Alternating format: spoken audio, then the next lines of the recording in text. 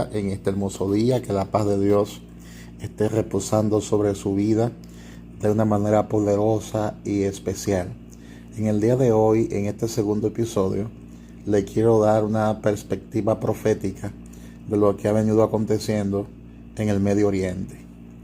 Todos sabemos que han pasado 12 días de guerra. 12 días de guerra, al menos hubieron 610 muertos en Irán, según lo que nos han informado las agencias noticiosas. 610 muertos en Irán, 28 fallecidos en Israel, y un desenlace sorpresivo cuando la tarde del lunes el presidente de Estados Unidos, el señor Donald Trump, anunció al mundo que se había acordado un alto al fuego total, en un conflicto que amenazaba con extenderse en todo el Medio Oriente. Y la pregunta que yo me hago es, ¿quién ganó la guerra? ¿Quién ganó la guerra? ¿Qué pasará en la región? ¿Cuál será el destino del programa nuclear de Irán? ¿Qué futuro tiene el régimen de los ayatolas en la República Islámica? Son preguntas que hay que hacerse. Todos sabemos que hace algunos años el presidente Putin triunfó de forma arrolladora en las elecciones presidenciales de Rusia. Y hace algunos años, cuando yo observé este acontecimiento, yo pensé de forma sincera sobre la batalla de Gog y Magog contra Israel. Esta es una profecía que está en la Biblia. Hermanos, yo creo que este conflicto entre Israel e Irán nunca se va a terminar, nunca se va a acabar, porque la palabra de Dios no miente, la palabra de Dios no se equivoca, y Israel permanecerá de una manera u otra en constante conflicto con Irán. También Israel se mantendrá en constante conflicto con Siria, porque la palabra de Dios predice la eventual destrucción de Damasco por parte de Israel. La Biblia habla sobre eso, que eso va a suceder, que eso va a acontecer. Entonces, es importante que entendamos y analicemos el calendario profético de Dios. Porque la palabra de Dios habla que muchas de esas naciones del Medio Oriente vendrán contra Israel. Y estas naciones estarán activando el reloj profético de Dios.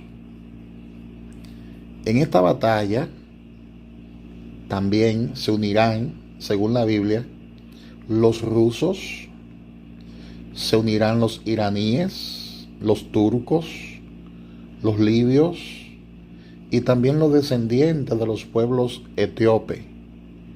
Tal vez se unirá Sudán. Y todos esos pueblos, todas esas naciones vendrán contra Israel.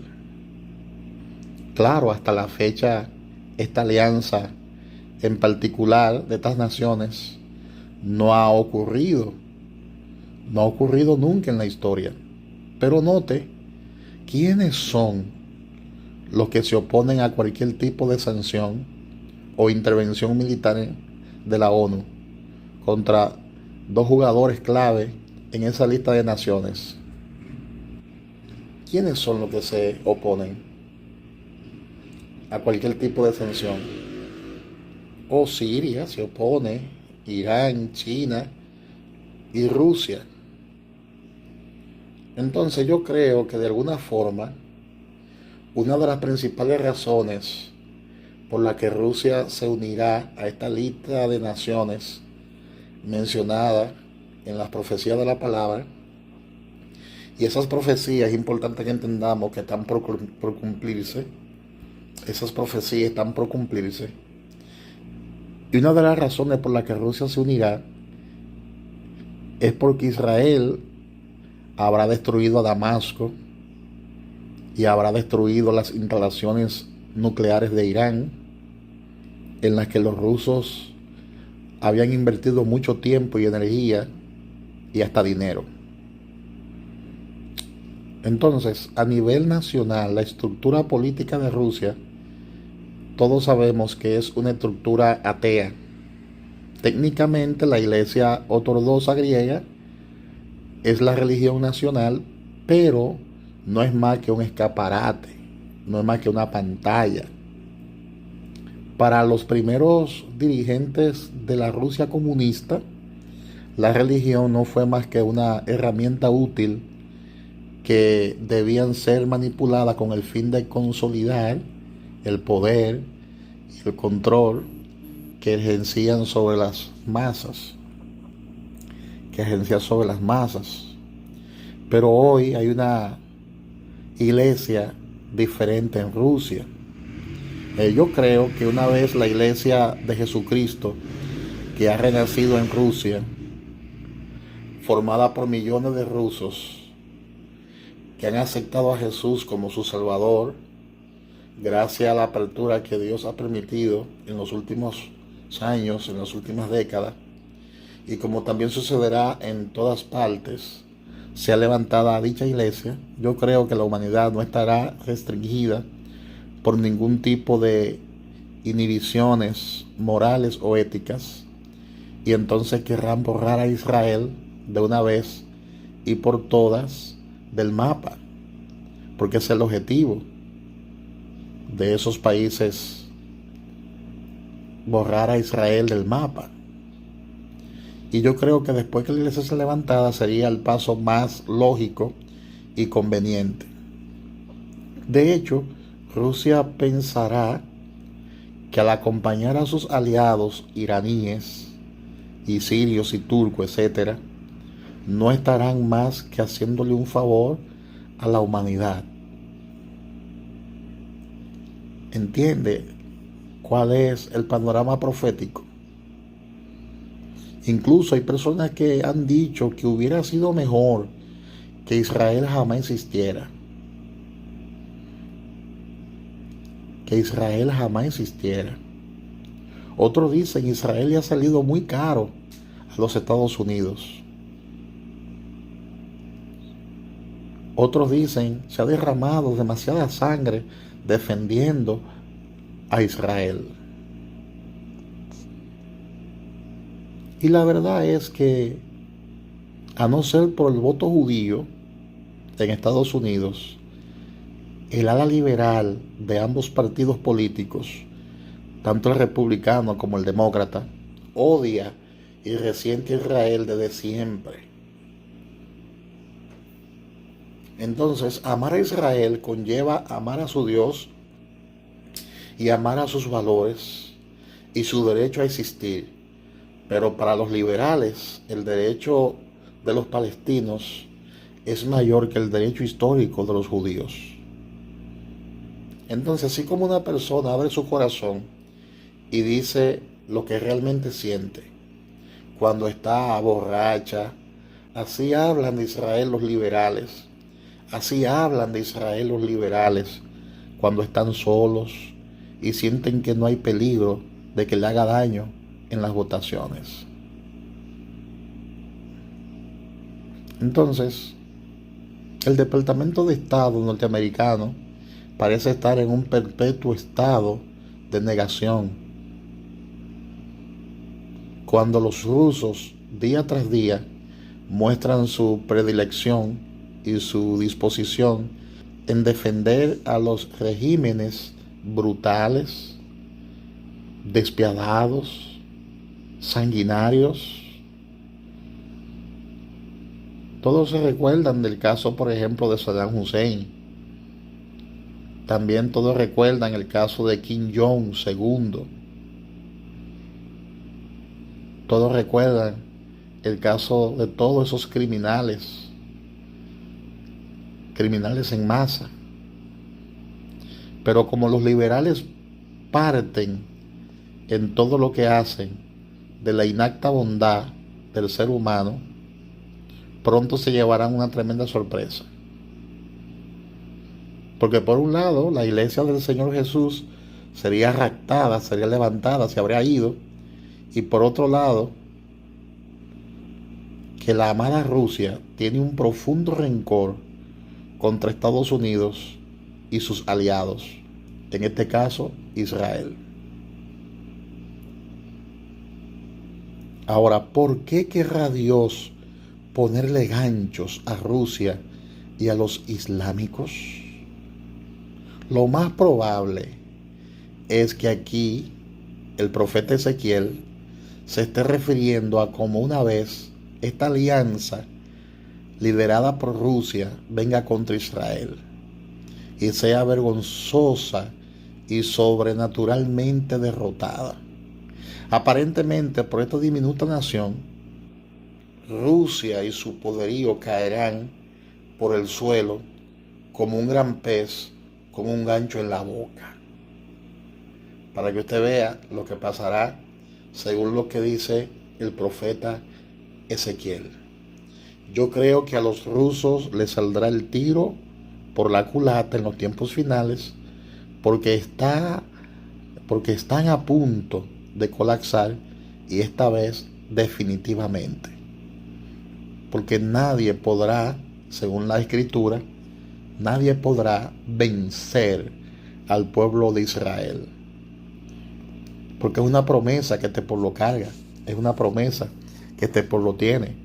Dice el libro de Génesis capítulo 12, versículo 3, bendeciré a los que te bendigan, y a los que te maldigan maldeciré, y serán benditas en ti todas las familias de la tierra. Por otro lado, Estados Unidos ni se menciona en estas batallas finales. ¿Por qué? ¿Qué quedará en Estados Unidos cuando la iglesia se marche? ¿Qué tipo de gente será dejada?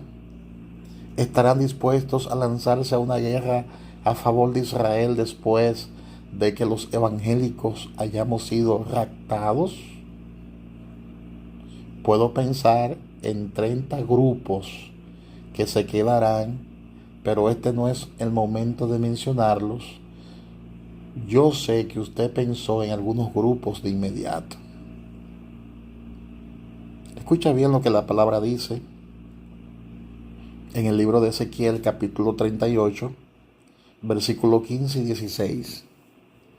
Pues bien, habla en mi nombre a God y dile, esto dice el Señor, cuando mi pueblo Israel viva tranquilo, tú te pondrás en marcha desde tu tierra, en lo más lejano del norte, acompañado de ejércitos fuertes y numerosos, y tropas de caballerías, y atacarás a mi pueblo Israel. Tú, God, cubrirá la tierra como un nubarrón. En esos últimos días te haré venir contra mi tierra, para que por medio de ti las demás naciones me reconozcan cuando yo demuestre mi santidad delante de ellos. Ahora bien, note el interés de Dios en usar a Gog como un ejemplo para mostrarle a las demás naciones que se están escudando en el poderío ruso, que Alá no es más que un Dios pagano, que Alá no es más que el Dios Luna, y que no hay otro Dios excepto el Dios de Israel. Gloria a Dios. Y a veces pensamos que Dios no está pendiente a la plaga islámica en la tierra. No, Dios está pendiente a todos los movimientos. De hecho, La palabra habla sobre alzar los ojos a los montes. ¿De dónde vendrá mi socorro? Dice la palabra de Dios. ¿De dónde vendrá mi socorro? Pregunta Israel, ¿de dónde vendrá mi socorro? Mi socorro viene de Jehová, que hizo los cielos y la tierra. No dará tu pies al resbaladero, ni se dormirá el que te guarda. Por cierto, no se adormecerá ni dormirá el que guarda a Israel, dice el Salmo 121, del 1 al 4. Note que Dios reserva esta profecía de dar esta lección a Gog y a Magog junto a las demás naciones, de las que ninguna es cristiana, adoran una deidad falsa. Para aquel tiempo Dios le dará una lección a esas naciones que adoran a un Dios paganos, a una deidad falsa. Y mira lo que dice Ezequiel 38:17, dice: yo el Señor digo, era a ti quien yo me referí en tiempos pasados, cuando hablaba por medio de mis siervos, los profetas de Israel. Ellos anunciaron en aquel tiempo que yo te haría venir para que atacaras a Israel. Y por fin, el desvarío satánico de los terroristas islámicos se levantará. En cualquier momento, esa pausa termina. En cualquier momento, esos países islámicos comienzan a atacar a Israel nuevamente. Comienzan a atacar a sus aviones. Comienzan a detonar sus mochilas con bomba. En cualquier momento comienzan a gritar: Alá, Alá es mayor que Jehová.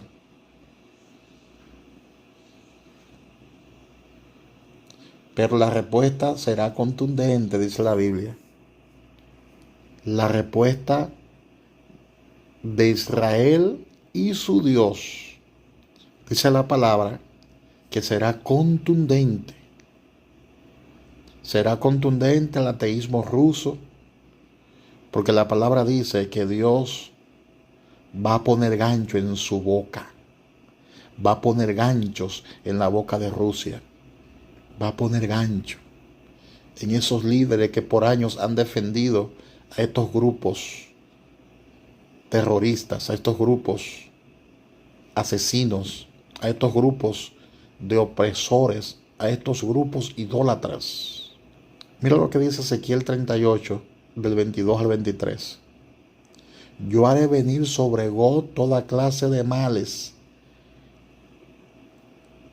que lo llenen de miedo. Lo castigaré con enfermedades y muerte violenta.